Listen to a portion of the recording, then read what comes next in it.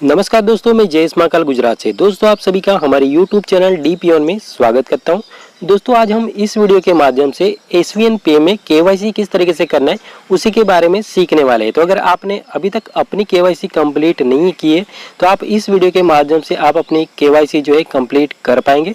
KYC करना बिल्कुल easy है। इसके लिए सबसे पहले तो आपके पास कुछ डॉक्यूमेंट्स होने चाहिए, जैसे कि सबसे पहला जो बैंक डिटेल्स आपके पास होना चाहिए, पैन कार्ड डिटेल्स और जो भी नॉमिनी आप यहाँ पे एंटर करना चाहते हो तो यहाँ पे नॉमिनी की डिटेल्स आपके पास होनी चाहिए। अगर ये चीज़ें आपके पास मौजूद है तो आप जो है सिर्फ 5 मिनट के अंदर आप अपना केवाईसी कंप्लीट कर पाएंगे।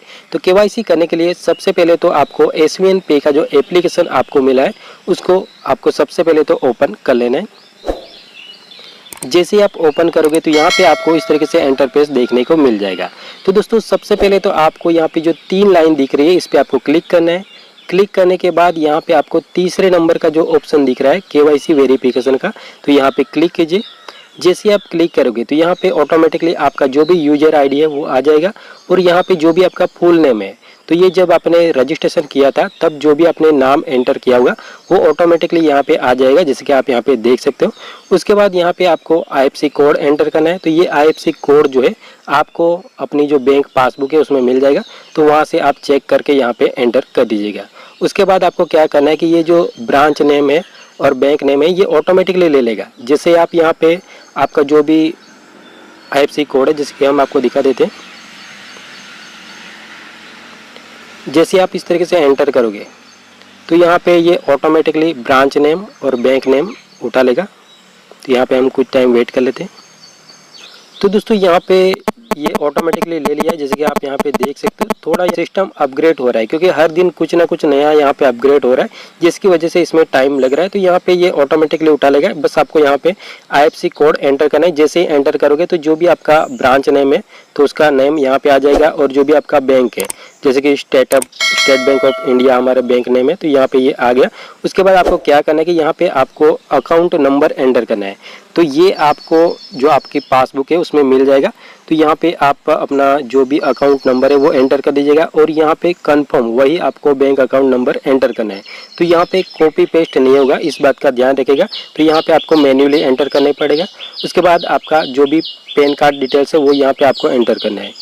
उसके बाद आपको यहाँ पे नॉमिनी की डिटेल्स दी गई है, तो जो भी आपको नॉमिनी यहाँ पे एंटर करना चाहते हो उसकी डिटेल्स यहाँ पे आप एंटर कर दीजिएगा। और यहाँ पे जो भी आप नॉमिनी एंटर कर रहे हो उसकी जो एज है वो 18 साल होनी चाहिए, उसके पास पैन कार्ड होना चाहिए। क्योंकि यहाँ पे आप जो डिटेल्स एंटर कर रहे हो अगर इनकेस आपको कुछ हो जाता है या आपकी आईडी किसी को ट्रांसफ़र करनी है, क्योंकि अगर आपकी कोई जॉब लग गई है, कुछ आप इसको ट्रांसफ़र करना चाहते हो अपने नॉमिनी को, तो यहाँ पे उसकी एज 18 साल होनी चाहिए और उसके पास पैन कार्ड डिटेल्स होनी चाहिए, तभी आप उसको जो है बिजनेस यानी कि अपना जो आईडी है वो ट्रांसफ़र कर पाएंगे। क्योंकि यहाँ पे टीडीएस कटता है तो यहाँ पे पैन कार्ड जरूरी है।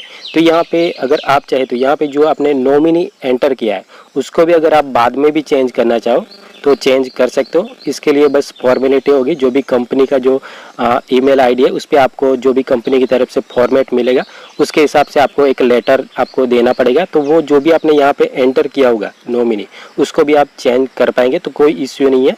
तो आप यहाँ पे नॉमिनी डिटेल्स एंटर कर दीजिएगा। उसके बाद आपको सबमिट के बटन पे क्लिक कर देना, तो ये सबमिट हो जाएगा। तो यहाँ पे हम फटाफट से अपना जो डिटेल्स है वो फिलअप कर लेते हैं। तो दोस्तों, यहाँ पे हमने डिटेल्स जो है एंटर कर लिए, जैसे कि आप यहाँ पे देख सकते हो। तो ये आपको जो है सही तरीके से ये डिटेल्स फिलअप करनी है, क्योंकि यहाँ पे आपका अगर एक भी कुछ भी डिटेल्स यहाँ पे इधर उधर हो गया तो ये अप्रूवल नहीं होगा। तो इस बात का आप ज़रूर ध्यान रखिएगा। तो यहाँ पे आप सही डिटेल्स एंटर कीजिएगा। तो यहाँ पे जो भी आपका नॉमिनी है वो एंटर कर दीजिए और लास्ट में उसके साथ आपका रिलेशन क्या है वो यहाँ पर आपको सिलेक्ट करना है। जैसे कि आपके फादर का है, मदर का है या किसी का भी है, वाइफ का है, हस्बैंड का है, तो वो आप सिलेक्ट कर लीजिएगा अपने हिसाब से। तो यहाँ पे हमने सिलेक्ट कर लिया है।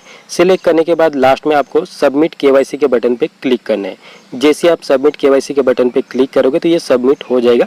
फिलहाल यहाँ पे अपग्रेडेशन का कुछ वर्क चल रहा है जिसकी वजह से ये सबमिट नहीं हो रहा है। तो दोस्तों, अगर आपका सबमिट नहीं होता है तो आप 2-3 बार इसमें ट्राई कर लीजिए। अगर सबमिट हो जाता है तो ठीक है, अगर नहीं होता है तो आप 1 या 2 दिन के बाद इसमें आप जो है अपने डिटेल्स को फिलअप करके आप सबमिट कर दीजिए। तो ये कंपनी के पास चला जाएगा और जैसे ही अप्रूवल होगा तो उसका भी डिटेल्स आपको यहाँ पे देखने को मिल जाएगा। तो फिलहाल इस तरीके से आपको अपना केवाईसी जो है कंप्लीट कर लेना है। और दोस्तों अगर आपको KYC के रिलेटेड कोई भी प्रॉब्लम होती है, कोई इश्यू आता है, तो आप हमें कमेंट बॉक्स में कमेंट कर सकते हो, या तो फिर नीचे डिस्क्रिप्शन बॉक्स में हमारा व्हाट्सअप नंबर दिया गया है, तो वहाँ से आप सीधा हमें व्हाट्सअप भी कर पाएंगे। Okay friends, and thank you.